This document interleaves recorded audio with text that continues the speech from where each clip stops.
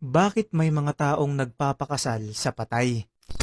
Mga kaibigan, alam nyo ba na sa kultura ng mga Chinese noong 200 BC, sa pamumuno ng Han Dynasty, meron silang paniniwala na kapag namatay ang isang lalaki sa kanilang pamilya nang hindi nakakapag-asawa, ay dapat nila itong hanapan ng babaeng makakapareha nang sa ganon ay may makasama ito sa kabilang buhay. Ito ay ang tinatawag na ghost marriage o mas kilala sa pangalang ghost bride.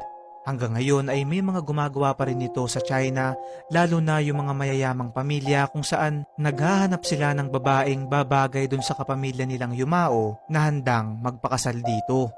Habang nabubuhay yung babae ay sagot ng pamilya ang lahat ng gastusin nito at kapag siya ay namatay na ay ipagtatabi silang dalawa dun sa kabaong nung lalaki.